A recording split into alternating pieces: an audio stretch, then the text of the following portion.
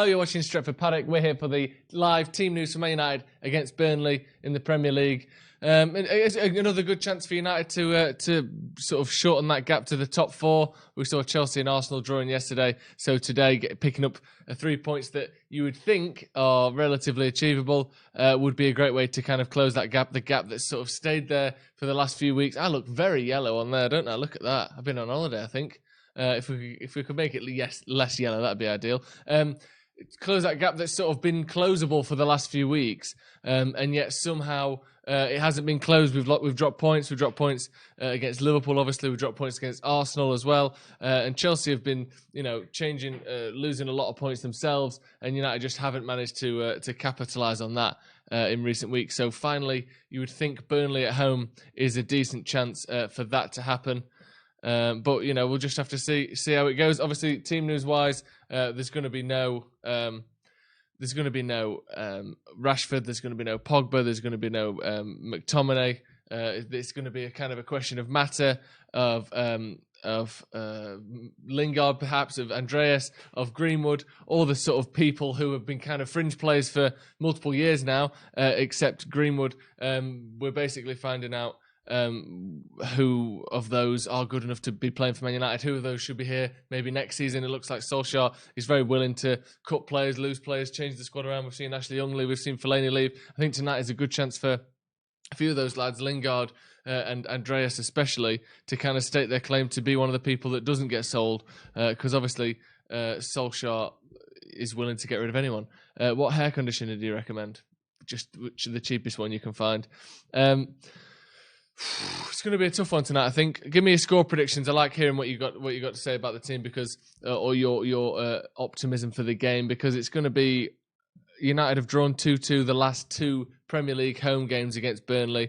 So it's probably going to be a difficult one. Alex Bagley in the comments saying, "Hi Joe, see everyone shortly." He's going to be here shortly, so he'll be here for the watch along with me. It's a blessing having Lindelof out, meaning we could play Bailly, or is it a travesty meaning that Jones plays due to lack of Bailly's match fitness against a very physical Burnley attack? He's going with 2-0 again. I don't think... I, personally, the first season that Eric Bailly played, I thought he looked brilliant. Since then, he hasn't shown me enough to say that he's better than Victor Lindelof. I think he's very good. I like his speed. I like his aggression. But I don't think he's as good on the ball as Lindelof is. I think he's very reckless, and especially coming back from injury. So, obviously it's fun to see him do overhead kicks. When you're in a game, your first game back from an injury that's kept you out of the team all season so far, I think overhead kicks against under-23 teams are a symptom and a suggestion that maybe you are pretty reckless when it comes to how you control your body. He's almost like a sort of slightly more coordinated Phil Jones, in the sense that he'll just slide in front of everything, dive in front of everything. He doesn't seem to have any sort of self-preservation mechanism that kicks in when he's playing football, which is something that can be a good thing. In the case of Vidic, we've seen it, players like that. John Terry, even though he's an arsehole, obviously was the type of player to dive in front of a truck for his team. And Phil Jones is the same, but just not in the right way. And Bailly, for me, is one of those that kind of can go either way on that. But hopefully he'll come back and he'll look good. Bailly to score 2-1. 3-1 says Ross Murphy. 3-1 says Vash. Bailly season. 2-1. 2-0 boy, says Damien. Hello, Damien. How you doing? I think it'll be 2-0 as well, by the way. If Jones starts, we'll be in for an embarrassing night. Maybe. I don't think he's terrible every single time he plays. He's played 250 games for United probably. I don't think he's been bad in every one of those. So it's not necessarily the case that he'll be, play and be terrible. The team should be coming out any time now. As just checking on Man United's Twitter there's still nothing out yet. Give me your front four as well. I think the back we might see Bailly, we might see Lindelof, we're not sure, but it's that kind of we'll see Matic and Fred almost certainly, and then it's that Greenwood, is it Martial, Mata, Lingard, Andreas, Dan James. Give me your front four, who you want to see for this one, and we'll compare that to who we end up seeing. 3-1, Martial double, a close 1-0, Bailly to score from an over a kick. Yeah, maybe. Death Trooper 27 says 2-1. Can you give the team again, lad? The team hasn't been announced yet. As soon as it's announced, I will give you the team, so don't worry about that. Should be here any time now, any second now. Here it is. We've got David De Gea, Wan-Bissaka, Maguire. It is Jones. Eric Bailly's on the bench. So a back four again of Wan-Bissaka, Harry Maguire, Phil Jones, Brandon Williams. Then it's Fred and Matic holding as we all expected. And then we've got a front four of Andreas, Mata, James and Martial. So Greenwood on the bench, Lingard on the bench, Gomez on the bench, Shaw, Dallo, Bailly and Romero all on the bench. Let's go through that team again while we're waiting for the graphics to get put up on the screen. We've got David De Gea in net, Aaron Wan-Bissaka at right back, Maguire and Jones, not Bailly, and no Lindelof in the squad whatsoever. Maguire and Jones as your centre backs. And then it's Brandon Williams at left back, Matic, Fred, Holding, and then a front four. I'm not quite sure how this will sort of set up on the pitch, but we've got Andreas, Mata, James and Martial. I would guess maybe Andreas on the right, Mata in the 10, with Dan James on the left, and then Martial up front. So there's your team. Let me know what you think to the team. For fuck's sake, not Jones, please, no. Yuck. Mata should play. If he plays like he did against Norwich, we will do well. Yeah, I think that's what Solskjaer's going for there, isn't it? Mata against a team that sits deep usually is a good option. I won't be surprised if we saw Mata out on the right either, as we saw under Mourinho a lot. I think playing him centrally, he can be kind of a weak link when it comes to defending counter-attacks, and Andreas is a bit more mobile and a bit more defensively minded. Hopefully he can kind of cut those the counter-attacks out, which I think counter-attacks and set pieces are the way Burnley are going to try and get their goals tonight. So maybe Andreas will be more suited to that central number 10 role, so he can kind of block those two avenues of attack out for Burnley. Matthew's probably going to be on the right, unfortunately. Yeah, nice Nick there, sort of echoing what I've just said there. Mercurial Blonde says terrible front four. Who would you have gone with as that front four? Jones starting and Greenwood on the bench. Ole is a joke, man. Well, Eric Bailly hasn't played football in 6 months, so I'm not surprised that he isn't starting a game. Any injured player generally tends to come on as sub at least once, maybe 2 or 3 times, depending on the length of the injury. Eric Bailly has not only been injured for a long time, but has been injury prone for the last 2 years. So I think there's no harm in easing him back in the squad. Obviously, people aren't so keen on seeing Phil Jones play, but if you ignore the fact that it's Phil Jones playing and you're just looking at how a manager should recuperate and reintroduce an injured player, I think it's fair to give Bailly some time on the bench and then maybe a couple of appearances as a sub as well. Jones for man of the match, could do.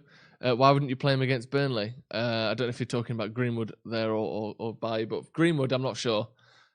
Personally, I would have given Greenwood a start if it was up to me, but obviously it's not. Jones masterclass incoming. Maybe Matic drops between the centre backs, so when we dominate possession, the full backs will play really high. Yeah, there's potential for that. I think Brandon Williams will play high anyway, and obviously Wan-Bissaka does get up on that right hand side, despite not really having much of a winger in front of him. So I think he might have to do quite a bit himself. Wan-Bissaka there. Greenwood gets protected. Greenwood does get protected. I don't know if you're saying that's a bad thing or a good thing, but surely it's a good thing that a young player coming into a United team that,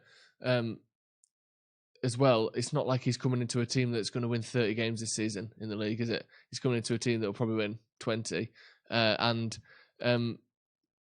If you play young players in the wrong games or in a string of games that aren't favourable for them, they can lose confidence, they can have bad spells, and then things can sort of snowball from there. So I don't think it's a surprise that Greenwood isn't starting any game necessarily. I would have liked to have seen him tonight, but I think he has made something like 22 appearances this season, which is a hell of a lot for a lad who only just turned 18 at the end of 2019. I've forgotten Jones in the air isn't great, right? Smalling always the one out of the two I remember being better in the air. Yeah, I think Phil Jones isn't as good in the air as Chris Smalling, but I would say he's sort of on par with Victor Lindelof in terms of aerial ability. Hopefully he won't have to do too much defending tonight. But, you know, it's difficult, isn't it? Greenwood's still going to get half an hour. Yeah, exactly. He might well get an appearance tonight anyway, especially if United are doing well. It's a weird one because if we're doing well, he'll come on because he can extend the lead. If we're struggling for a goal, he'll come on because he's a goal threat. So I think the likelihood of seeing Greenwood is very high tonight. And they've got a lot of games as well. He's going to get plenty of games, don't worry, especially when the Europa League comes back as well. We need more than one goal. Reckon Burnley are going to score a calamity goal. Probs another corner. Yeah, I won't be surprised to see them score a corner. We are terrible from set pieces this season, aren't we? Fred and Andreas, wet noodles for shots. I assume you mean for like when they're shooting.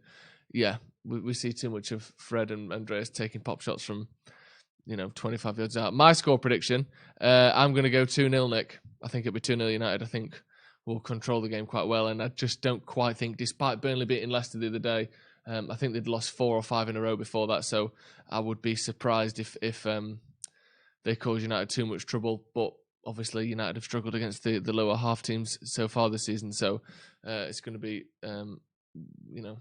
wait and see, I think, more than anything else.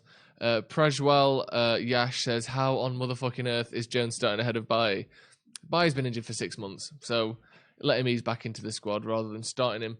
It's weird because it would almost maybe be easier for Bailly to play in a game against like the Liverpool match that we saw last week, where he's not going to be getting bullied and battered in the air, heavy landings, that kind of thing, like you're going to see against Burnley. His sort of injuries and the way his body works, maybe it would have been better to see him against Liverpool than this game, but I'm not surprised to not see him because he's been out for so long. Anyway, that's going to be the end of the video. We'll be back soon for the watch along. That's going to start at 8 o'clock. Obviously, it's a 8:15 kickoff. If any of you don't know, strange kickoff time. It's not 2:45 or 8 o'clock on the hour like it usually is. It's 8:15, and we will be here from 8 o'clock with the watch along. So thank you very much for joining me for that.